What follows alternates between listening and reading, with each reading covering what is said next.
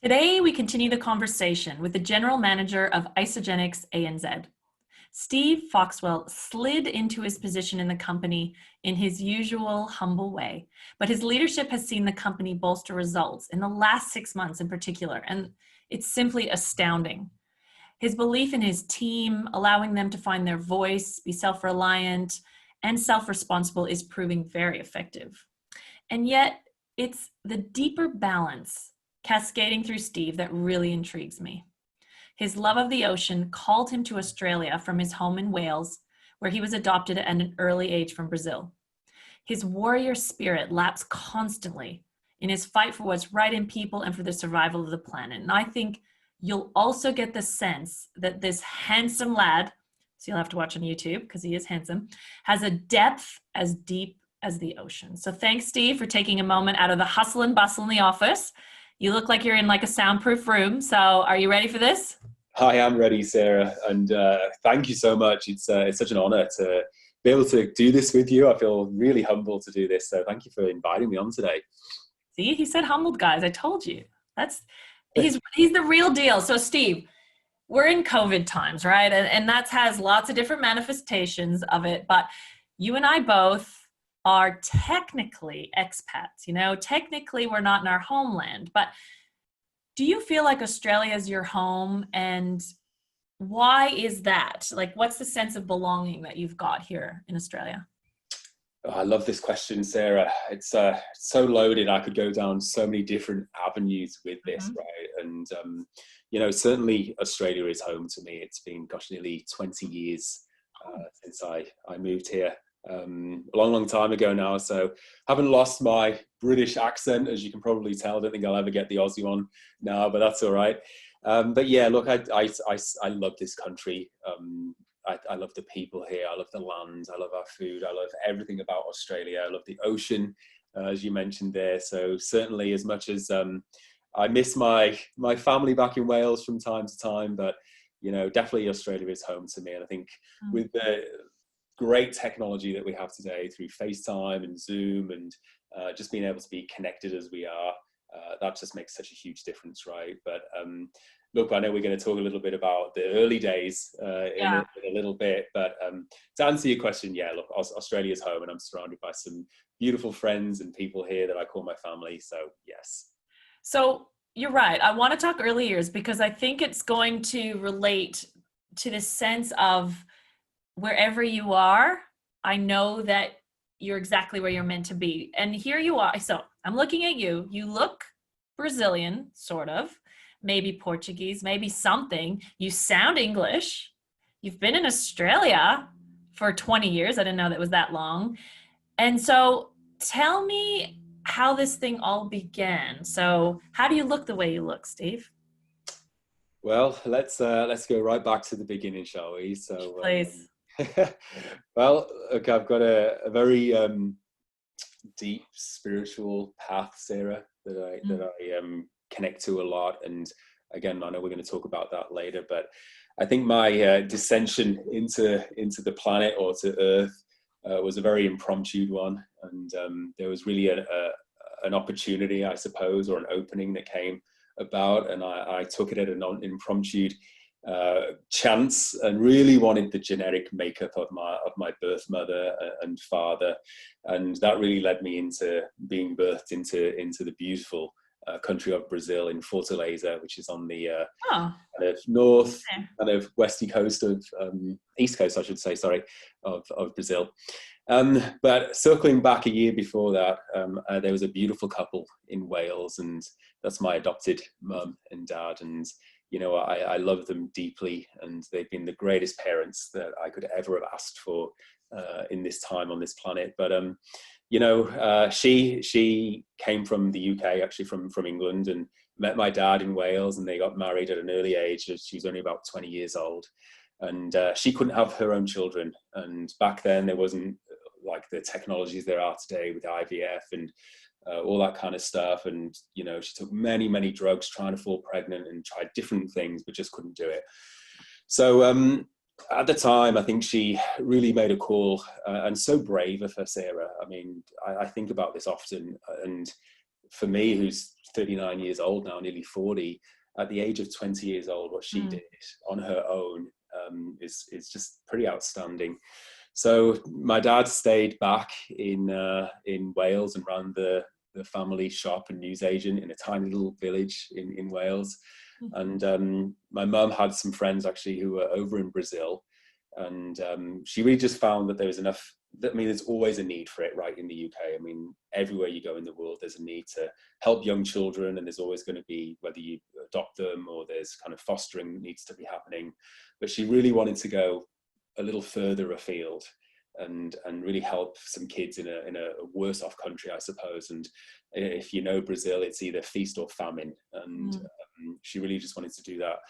So she headed over to South America back in early 1981 now, right when the Falklands War was really taking place. It was a dangerous time to kind of really be in the country. And she met there a couple of her friends from the UK that were helping her look at some of the areas in Rio de Janeiro, and they take her around to, I guess, really where the slums were, and just the shock, I suppose, that my adopted mum got when she got there about really the need to help so many children around the world was just a little bit overwhelming. So Steve, are you saying she went there to actually help kids initially, not to actually adopt a child? She was there to help kids in Brazil? No, she did. The aim was to come back And adopt a child. with 2 children, yes. Yeah. Oh, okay. But, where she started off in Rio, and then her journey led her up to Fortaleza, where she met this beautiful woman called Linny Bloomer, who's actually just connected with me out of the blue, which is just gorgeous. Wow. Yeah, it's so nice to hear from her. And she actually connected her with a lawyer in Brazil. And I guess the 2 stories go, I'll go with my one first, because my birth mother, my beautiful mum, was 14 years old when she had me. And she was working for a big wealthy estate or a big home, and she was working as a maid there. And they gave her the ultimatum of, either she keeps her job or she keeps her child. And she knew at the age of 14 that if she didn't have this job, she would be on the streets of Brazil. So she had no option but to, I guess, hand me over her first newborn child, right, to a complete stranger, which again, I'm just have the most abundant love and thanks and gratitude to her at the age of 14 to do that, to hand me over to somebody who's come from all the way overseas, doesn't even speak their language. And I always remember the story that my mum shared with me of how she looked at this young girl, and she looked her in the eyes as she handed me over and really just promised her that she would do the very, very best job, and she would love me, and she would look after me, and she would nurture me, and she would, help me grow up in the very best way that I can. And, that was my journey. So that happened, which is pretty cool, right? And, did you have memories when you were young growing up looking different or anything like that, or did you feel really integrated? It did. To be honest with you, it didn't really bother me at all. I always got a good suntan when the summer came around, but it didn't really trouble me too much. But I'll share my sister's story, Kathy, as well, because she's not my blood sister, but she also came from Fortaleza. But she was a case where her mum left her on a doorstep of a house that had twins, because she was on the understanding, or she thought that in this house they'd have more bottles and cloths and maybe a little bit more food than she might have had. And so she left Kathy on the doorstep and literally rang the doorbell, and there was a baby on the doorstep. So that's how my sister got connected with my mum and Linny, who helped. Your mom took 2 babies back. That's right. Yeah. So how old were you? I was probably a month or 2 old. Oh. And my sister Kathy. So the lawyers helped with the paperwork. The next thing, we were back on a plane going back to the United Kingdom, and started our life in Wales. And how early did they tell you a little bit of your story? Did you know you were adopted most of your life? Yeah, you know what, Sarah? I think this has probably been one of the greatest things that they could have ever done to us. Because, you know, growing up, my sister's a lot darker than me, Kathy. Okay. And obviously, my dad had red ginger hair. My Did mum he? had black hair. She was pale. So we look nothing like mum and dad. Um, but ever since even before we even could comprehend what it meant, they would always say to us, "Hey, you know what? You're two beautiful little children from Brazil. And you know, we adopted you and we brought you to Wales, and and they would tell us over and over and over again. And it was at the point where we were like, okay, mum, like, you've told us, we just want to play with our toys, like, we know. I couldn't imagine what it would be like if, you know, 18 years old, they were like, son, sit down at the kitchen table, we've got something to tell you. I mean, it would be pretty obvious by then, but no, always told us. Thank you. And look, I was a bit selfish in asking because Jordan, when we think about telling her, you know, they already ask on Father's Day, what does Jordan want to do? She always does stuff for granddad. That's her decision, but we've told her stuff pretty upfront. So thank you. That kind of confirms that that's a good thing to Like, do. We'll yes. probably annoy her by over telling her, but Yeah. that's good. But you, I know early on, Steve, like there was a sense of wisdom. There was like something pulsing in you, even at 5 years old. Tell me a little bit about what you knew about life, even at that age. Yeah, so we, gosh, early on, from about kind of 5 years old, we'd moved from, I guess, the local town, which was a tiny coastal town.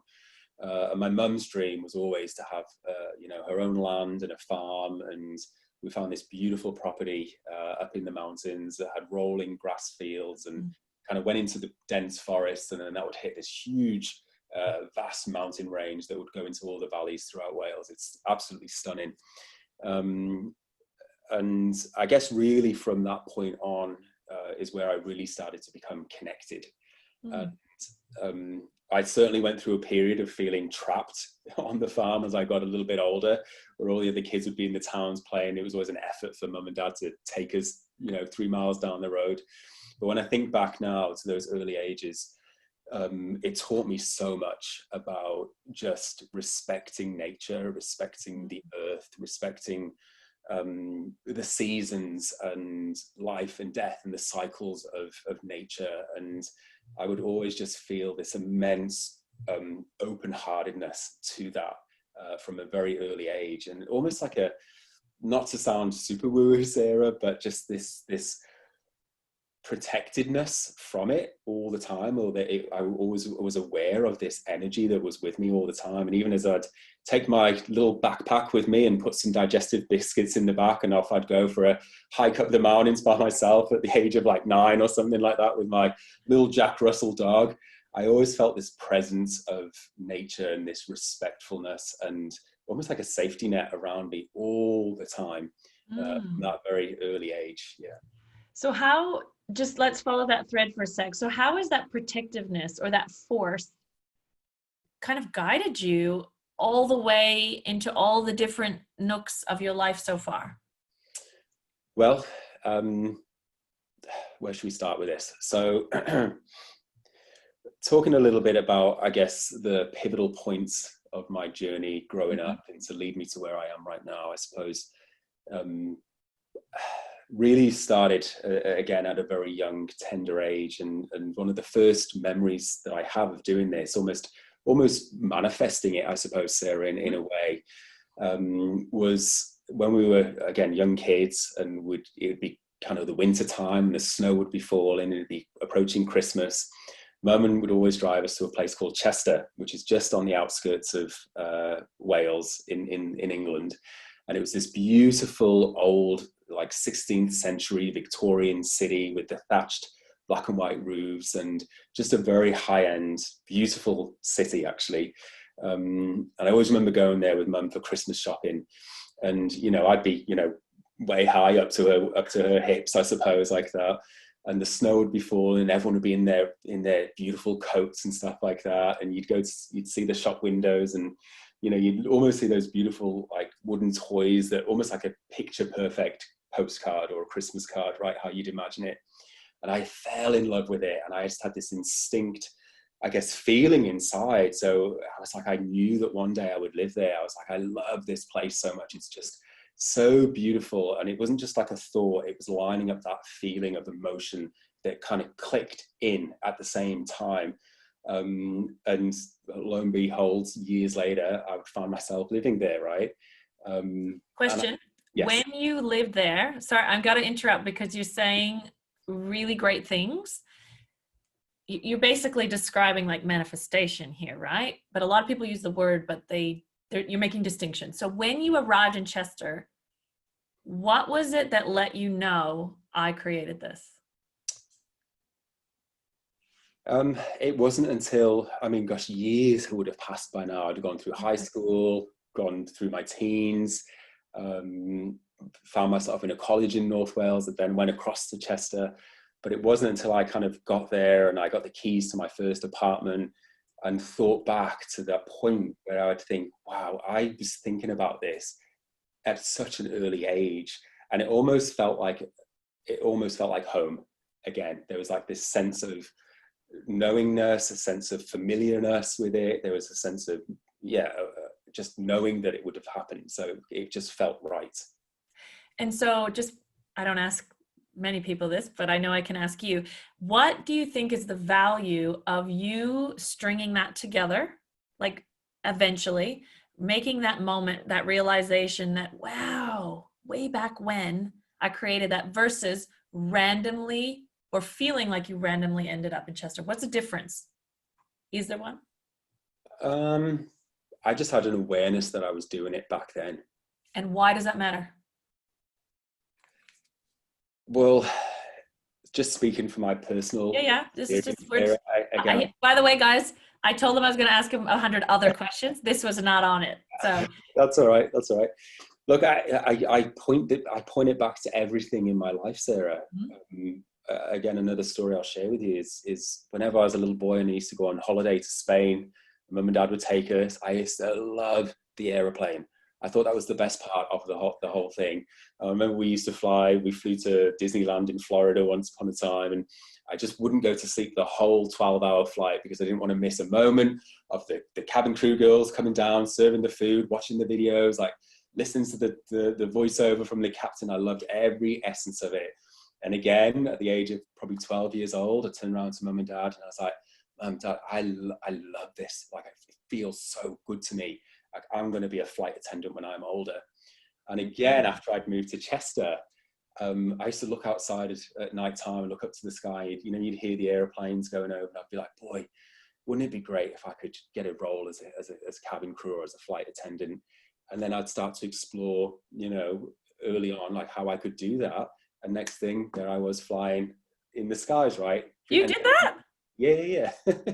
I was actually thinking, is this going to end badly? Because I didn't know you did that. Yeah. Ah. And again, I go back to that moment in time where you had this click of alignment, right? Of a thought that you're like, I want this, but the alignment of the feeling matched up to it so strongly that even years later, it manifested, right? And once you've manifested something, because I now know you're not a flight attendant anymore, what allows you to move to the next thing? Like, is there a shift in that alignment and how you feel about it? Or is it that the next vision matches feeling and then you move on? Like, what's that kind of transition? How does it work? Look at me. I'm like a scientist. I was like, tell me. I probably can't explain it, to be honest with you. I think once you step into that. That's the wrong answer. Once you step into that manifestation of, let's call it the journey of becoming a flight attendant, I think you need to relish in that for a while and become nourished by that experience. And I did for 3-4 years, and the greatest times of my life doing it. We traveled the world and it was so much fun. And but I think we're expansion beings of infinite light, and I think it's in an infinite universe that's continually expanding, right? And I think that's our nature, to always expand to the next thing and to grow. And I think after a while it's like, okay, well, what is next? Yes. What is next for me? That's the answer. Just saying. Yeah. You knew it. Yeah. Well, that brought me to Australia, actually, because I'd moved up to Liverpool by now, and found some of my best friends there, and one day they said, say, hey, Steve, we're all going to think of going to Australia to do that 12-month holiday thing. And at the time I was like, who wants to go to Australia? Like, why would you do that? Like, I'm not going, stubborn Taurian that I was. So decided not to go, and they all flew off without me. But then a couple of weeks later, I was like, oh, bugger, all my best friends are having the best time of their lives. So I was like, Mum, Dad, I'm going to go to Australia. So I flew out a month or so later. And again, it was the most profound moment. I remember arriving in Sydney, and the minute that aeroplane door opened, it was an Air Malaysian flight. I remember it. The minute I walked out and felt the heat of the sun and just had this like a moment of you're home, this distinct knowing that I was home. And then a couple of minutes later, you're walking up the air bridge and forgotten about it, right? And can't wait to see your mates. And I stayed for about 4 or 5 months, I think, the first time around. I didn't actually get the work visa. And I remember flying back home because I was still flying for the airline at the time. So you do the summer season in the UK and then you'd have the winter off. So obviously with the alternating summers, it was the summer in Australia. So it was time to go back home to the airlines. I remember Dad picked me up at Manchester Airport and he's like, son, so how was your trip to Australia? And I was like, you know what, Dad, I loved it. I'm going to move to Australia. I've just got this knowing, Dad, I'm going to live in Australia. And at the time he was like, Steve, you've had a great trip with your mates, but you know, it's time to buckle down, get a job, get a trade behind you, and start thinking about a mortgage and a house, as traditional parents would, right? And we're getting home to the farm in Wales, same thing. Mum was there. How was it, son? Oh, Mum, I had the best. I'm going to live in Australia. Steve, you haven't got a uni degree. You haven't got a trade under your belt. You can't just turn up in a country and get a visa. Now, get it out your head. Now, let's get you a job and settle down. And again, it's I didn't know how I would come back here, and I always remember this distinct moment in my life. I had the Lonely Planet of Australia. You remember the books, the Lonely Planet books? I remember sitting in my old bedroom with the bunk beds, and I was sitting on the bottom bunk, and I was staring at the cover of it, right? And it just had that Australian cover on it, and I almost went into this like meditated trance, I suppose, and just lost myself in thought of Australia, and just knew in that instance again that feeling that came from, I guess, that real heart chakra. It was so strong and so aligned again to the want of having to live in Australia. And then the moment goes, right, and then again the season came around, and I made the decision. I was like, right, I'm going to go back to Australia this time and do a 12-month work visa. So I got a 12-month work visa. And the time came at the end of that visa where it was to make a decision on, okay, either I go back and fly again for the season at home, or I try and stay in Australia. So I had no idea how I was going to get a visa, how I was going to get a job, nothing. But trusting in the universe, trusting in this manifestation process. On that, do you ever get bogged down in the how, or does trust come naturally for you? Is that just something that you'd gotten used to over time, or do you ever get caught in the how part of it? It's very difficult to try and not go, okay, well, this is the pathway that I'm going to go to get the end desire, right? And 9 times out of 10, it's not that pathway that takes you there. It's something completely different. So by now I have trusted in the process of just letting go of trying to fix it and just letting the process take me to point B. Is that because you used to try to fix it and it didn't work out? Like, did you actually used to do that, or you learned that pretty early? I think I've just become aware of it as I've looked back at those points and gone, do you know what, Steve, don't even try and find the right path to it. The right path will come, which probably only came in the last several years, I suppose, that awareness around that. Yeah.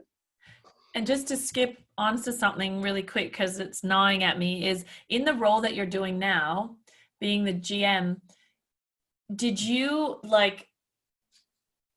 I use the word slipped into the role, right? Is that how you feel that it happened? Or did you always know, I will be there? I don't know how, but I will. Because we could look at all the situational things that happen. Did you have a knowing about that? I'll be honest with you, Sarah. I didn't manifest or try and manifest this position. Got it. when I started my career here at Isagenix 6-7 years ago. I just loved the company. I loved the people. I loved, Eric. I loved Jim and Kathy. I just loved everything about it. The culture. I mean, it was going fast. It was energetic. It was just like this abundance of energy that was filling me up all the time. I was just so happy with Isagenix. I didn't really think, what's that next step? Got it.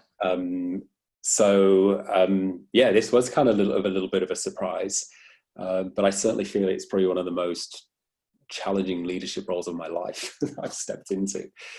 And how are you using some of the experiences of your life? Because, some people would look at it like a little bit magical, really, what's going on right now. And I know you're too humble to kind of own it fully, but what would you say about what you know about manifesting is what's going on right now? Because things are aligning in a way that they weren't a year ago.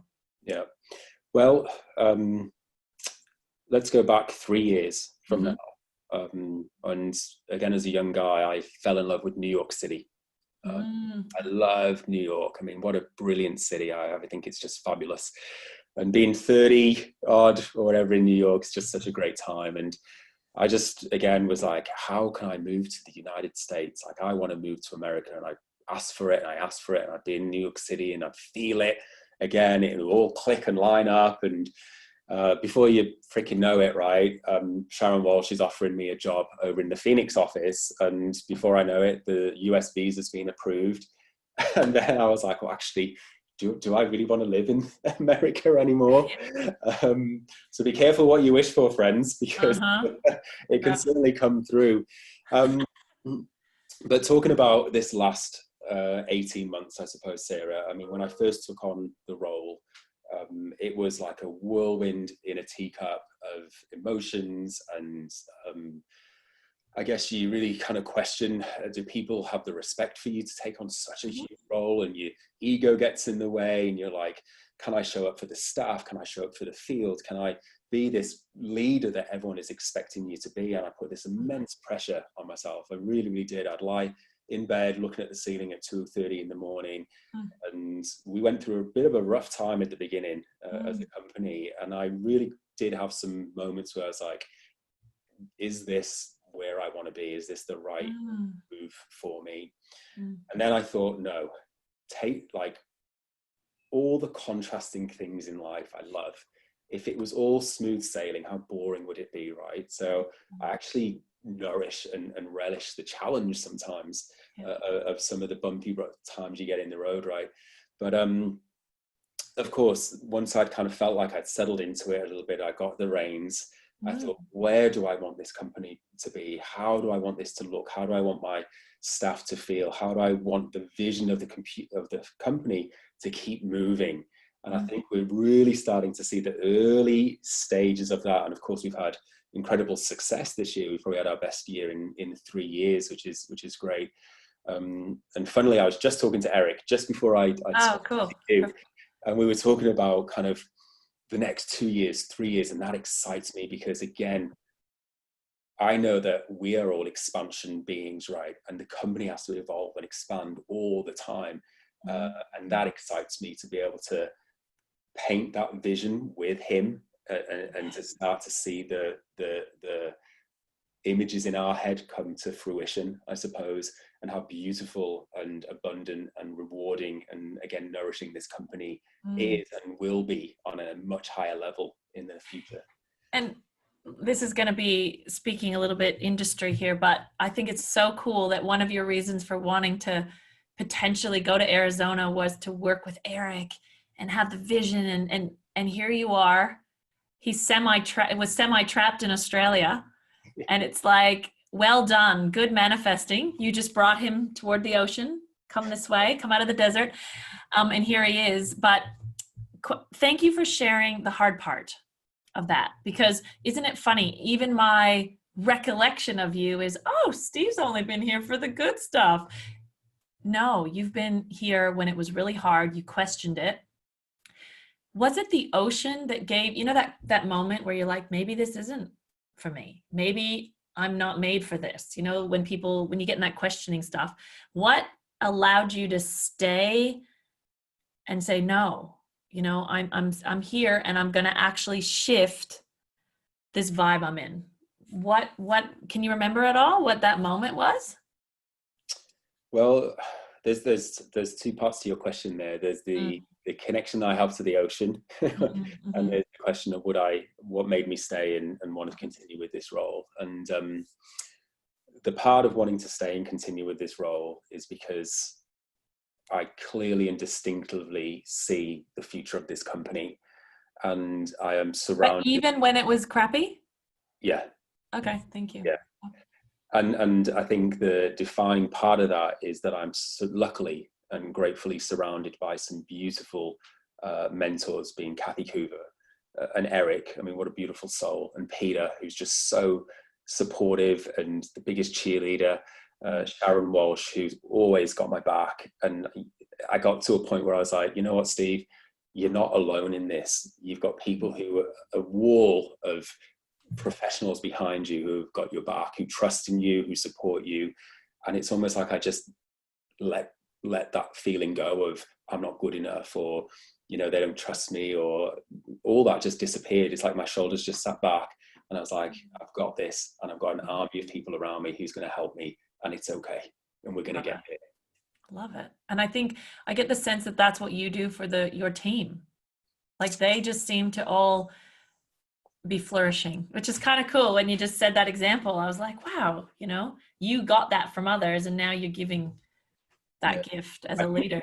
I think one of the most beautiful things that the Coovers and Eric and Sharon and the whole executive team do is really, they don't babysit you. They give you the space to be as creative as you want, and that allows you to put your own stamp on it, try things, fail at things, learn from things, grow from things. That's a great company. That's a great leadership for me, because as much as they're leading, they're allowing me to lead at the same time. I'm with you on that. I continue to be awe-inspired by that. You know, Eric's, you know, speaking to Eric on the podcast too, like his transparency, his like, yeah, just the way they allow people to be who they are. And on that, I just want to end with this, because not that you're trying to be, but you're sort of a covert gay man, because most people just don't know that about you. So, and that's not because you hide it either. It's that people want to assume that they have a chance to be with Steve Foxwell, and they most like, sorry, but most of you don't. So on that, and I'm being cheeky, but what I do want to ask is more about, as a leader, do you feel that that ever gets in the way? Does that ever become part of the doubt narrative for you, or is that just not even part of it? In this role that I'm in here with Isagenix, I haven't experienced it become an issue at all. Again, everyone's just so beautiful and such an open heart and so understanding. I mean, gosh, it's 2021 nearly, for God's sake. So again, pretty cool on that front. But does it present itself in my life, Sarah? Still, yes. I mean, as you know, I'm a mad surfer. And sometimes I'll find myself in, you know, I'll travel the world to some of the biggest swells around the world. And, you know, you're in that very masculine, dominating, like heterosexual kind of environment. And to talk about it, or to even allude that that's the case, it's still like a bit taboo. Like I have to say, it does present itself from time to time. Yeah. How old were you when you knew that you were gay? You know what? Again, from as far back as I could ever remember, before I even realized what it meant. You knew. I knew. Yeah, I didn't know what it was, but I was aware of it back from a very early age, 5, 6, 7. Yeah. Wow. But, you know, and you're just like, oh, well, it's just a feeling. Yeah. Yeah. Do you like that people can't tell about you, or would you rather it be more obvious? I'm happy being, I am who I am. This is me. I'm not trying to hide anything or be anything. I'm just authentically me right now. So it doesn't really matter, I suppose. Yeah. Okay, that's not a thing for you. Yeah, I was really debating whether to bring it up, right? Because I was like, you know, I make lots of jokes about being married to a woman for 20 years, but I'm not gay. So I thought, I have a chance to talk to Steve about this. And look, we almost never talk about it, to be honest.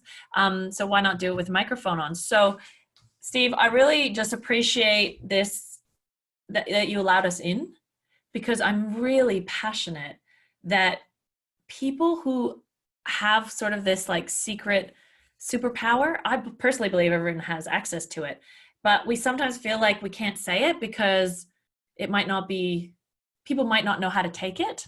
Mm-hmm.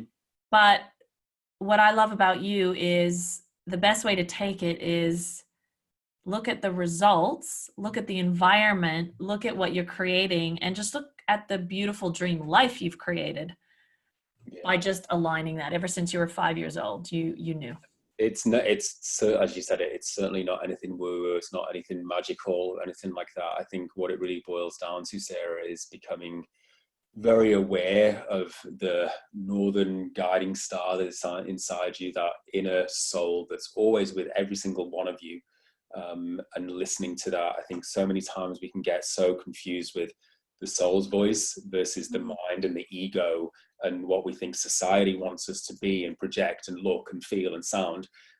That's not what you're listening to. It's this deep, quiet, subtle, innate voice that's pulling you through life.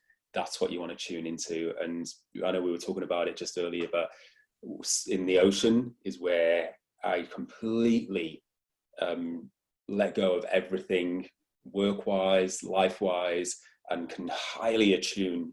I vibrate at a higher level and can so tap into that inner voice. That's kind of where I think people can just become more aware of.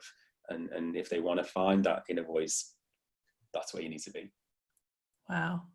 Well, I'm just going to leave it on that because that was really prophetic. Thank you so much, Steve. Thank you, Sarah.